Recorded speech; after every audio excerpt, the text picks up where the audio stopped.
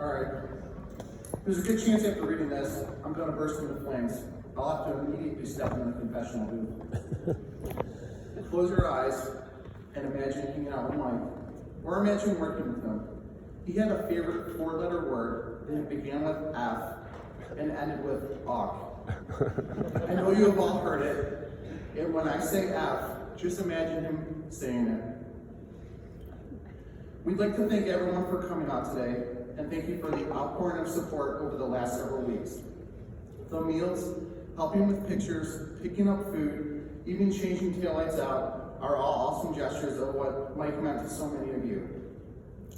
Dad was born in Chicago, where he lived with his two sisters, two brothers, and his parents. Shortly after, they moved to Mount Prospect, where he met Mom. Dad was an old school family man, dedicated to his family. Dad and Mom got married in 1975 and moved to a small riverfront house in Cary.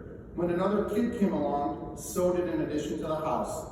I had 5 bedrooms in the house, and we built 4 of them. Mom still lives there, married to Dad for an incredible 47 years. When I was born, Mom became a stay-at-home mom. Dad decided to go into business for himself. They left their full-time jobs and decided that if this didn't work out, they would just go get new jobs. Mom answered the phone, Dad did the estimate, Mom typed it up, Dad did the work, Mom sent the bill. Hopefully we got paid.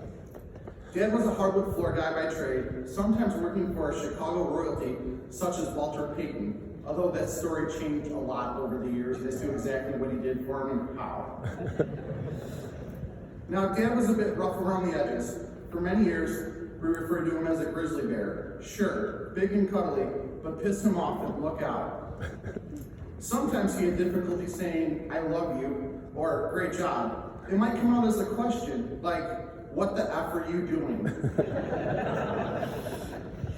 Dad beat death in 1986. He was involved in a horrific car accident. When Mom got to the hospital, she wasn't allowed to see him. She saw that he was getting x-rays and she rushed past the doctors. He had serious injuries, including a broken back in 2 places. He looked at her and painstakingly said, I'm F. And it was that point, Mom knew he would be just fine. This was the day Dad was supposed to pick up our new pontoon boat. Mom called the guy and asked him to call back in a few weeks to make sure Dad was still alive. Once the boat was delivered to us, Dad spent 9 months in a turtle shell brace, and the boat sat in the driveway all year long, but it gave us a great getaway without even leaving home. This was a turning point in the business when Mike went from doing the physical work to running it. Dad lived a very uncensored life. He coached all of us in sports, whether he was on the coaching staff or not.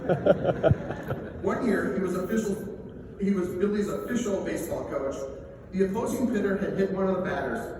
Mike shouted over at the opposing coach, get that pitcher out of here before he effing kills somebody. Now, living on the river, you think Dad was great at launching boats. Not the case at all. We grew up to believe that every trailer we ever owned was screwed up. We launched boats with cars, cars with boats, trailers attached to boats, boats without plugs, and even had a boat sitting on the ramp without a trailer. From all this experience, Billy, Steve, and I learned to launch the boats flawlessly without Dad's help. Dad had a heart of gold and would do just about anything for anybody, except if you worked in the service industry. Wait staff not on their A game received a special torture. And I'm sure in return, we ate several meals that had conspicuous condiments added.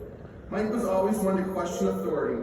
We got pulled over once for speeding, and he explained to the cop that he couldn't get any more speeding tickets, but he would let the cop give him 3 non-moving violations. Around the turn of the century, Mike had a look and aura about him that made you think he was the guy that would set someone up with a pair of concrete shoes and then take him on a Lake Michigan fishing trip. Our friends dubbed him Mafia Mike, and he lived up to that moniker too, with his signature gesture of pulling the toothpick out of his mouth before speaking. Dad enjoyed and was very good at golf, bowling, and playing guitar. Other favorite activities to blow off steam were poker games, harness racing, even owning several mini horses. Mom and Dad did a lot of traveling. They've been to almost 50 states. Vacation hotspots were Alpaca, Wisconsin, and that's where the photo from the prayer card comes from, with the family, and then Las Vegas and Bahamas with Mom. Later, we all got into snowmobiling, and we owned a fleet of snowmobiles, so many friends and family would come along for the ride. We usually wound up lost on Mike's famous J Trail, which in reality there was never a J Trail, but it was always the one we were lost on. Many have had adventurous memories on these trips. The three of us working for with Dad wasn't necessarily the plan. I was going to kill a summer after college helping out in the warehouse. Billy needed something to do between career moves, and Stephen declined an offer from the Chicago Police Department right about the time the media began their crusade to vilify the police. Maggie never had a full-time role at Richfield, but served one of the most important, the voice of reason. When Dad wouldn't listen to anyone else, it wasn't our plan, but it was God's plan. Maggie was Dad's little princess and could be one of the only people who he wouldn't swear at and listen to her advice. Not just listen to her advice, but actually take it. Now, when we presented the same idea to Dad, his response would be, "What's the matter with you?" Whereas when Maggie would present it, it would be, "Not a problem, honey. Daddy-o likes the way you think." We would call Maggie, and she would just say, "I'll call Dad, just let me know what to tell him," and then we would move heaven and earth. Communication was always a personal growth opportunity for Dad. Some of our fondest memories were the next 12 years. Nothing like standing in line at the grocery store, hearing the familiar incoming chat beep, and then hearing on full volume, "Where the F are you?" The looks we get when we reply, "At the Jewel, Dad." As a lot of you know, working for Dad could be great and it could be downright difficult. He had high expectations, but treated everyone equally. He'd yell at you like you were one of his own children. He also gave people second chances, even if you burned a work truck to the ground or destroyed the delivery truck in a drive-thru. Running a family business wasn't always smooth sailing. Sometimes it was reality TV worthy. Mom had a rule at the dinner table: no talking about work. She didn't want the meals to get ruined, and sometimes they did, by our squabbles. Working for him was also a blessing. We got to reap the benefits of him wanting to take the afternoon off to go golfing, or go to a White Sox game, or go to some random diner that he had been going to since he was a child to get a famous ham omelet. We also got to see a lot more when we spent more time with our dad than most people, and for that we are grateful. In 2007, Dad was diagnosed with cancer and given 6 months to live. He knew he was on borrowed time, and we had his 60th birthday party on his 59th birthday. He didn't sit around waiting to become a cancer statistic. We often joke that Papa spent more time with the grandkids than he did with us, and he could because we started taking over the daily operations when he was first diagnosed. This began a new transformation. Mafia Mike, aka the grizzly bear, was now turned into a cuddly teddy bear. In 2014, Dad had a mild stroke and lost some of his vision. We weren't sure if he'd ever drive again, but thanks to the very nice lady at the DMV, who very specifically double-checked that he could see the light blinking on the left, his freedom was restored. He would no longer do 100 miles an hour down the shoulder of 91 late to a Bulls game, but instead, he would get pulled over doing 12 miles an hour on Route 14. And later in life, driving with him, if you were doing 36 and a 35, he was terrified. One day at a family gathering, Dad's brother Al comes over to Billy and I. He points in the direction of Dad, who is playing with all the grandkids, and he says, "Would you get a look at that? That man has changed." At this point in his life, he began to say, "I love you" to us, and we'd immediately call Mom and ask if there was a problem with Dad or if his medication had changed.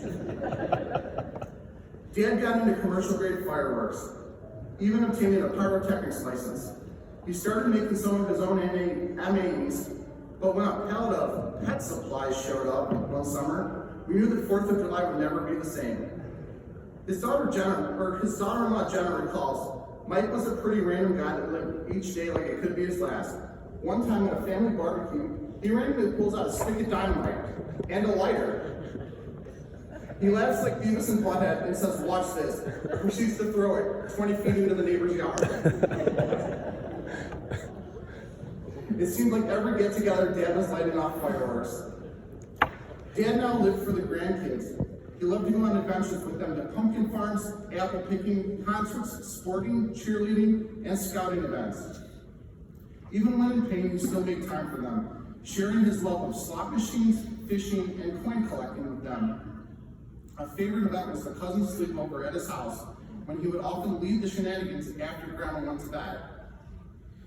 We were blessed to spend a week in Florida with Dad this spring, even creating our own crazy adventures when his scooter died deep into the Magic Kingdom 20 minutes before fireworks were to go off, and wheeling him through several hotels and parking lots to make s'mores on the beach with the grandkids. Dad passed 11 days after we got home. Florida was his last hurrah. He spent a day in the Magic Kingdom with us, but the real Magic Kingdom was the last 15 years. Dad had a rare talent. Countless times within minutes of meeting a stranger, Mike and the stranger would be laughing like two longtime friends catching up. It didn't matter who the stranger was. It could be a nurse treating him, or, like 2 years ago, it could be the 6'5", 300-pound ticket scalper at White Sox Park. And when Dad was asked what he thought about the tickets, Dad replied, "I think you're stupid." At this point, I back up because there's 4 giant dudes that are about to kick Dad's ass, and I figured I'm gonna take a picture so I at least have some sort of evidence to, who killed Dad and please don't start looking at this. So then Dad says, "You're stupid because you're smoking. It'll kill you." The scalper replied, "You're right," and within minutes they were laughing together like old-time friends. I was sure Dad was gonna die that day, but he lived to see another day.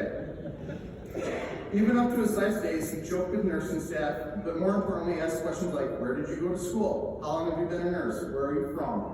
He asked those questions because generally he cared about people, and it showed in every encounter and every conversation of his life.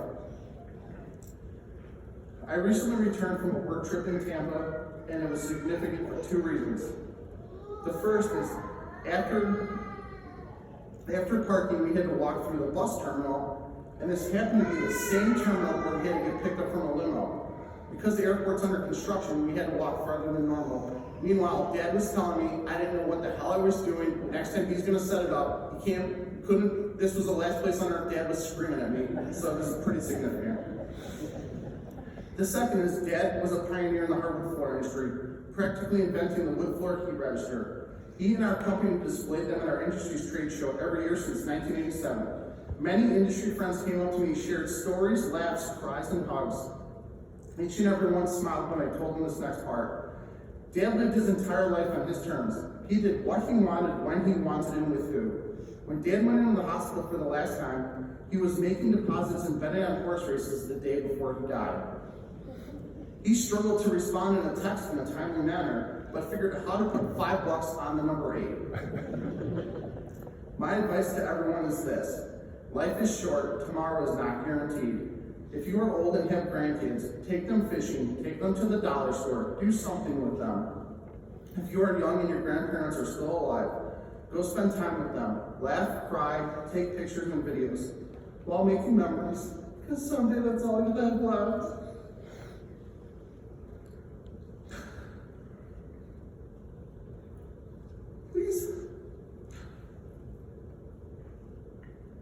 Please join us after Mass for more food and conversation. One of Dad's favorite desserts were cannolis, and I have 150 of them from Dad's favorite place. Rest in peace, Papa.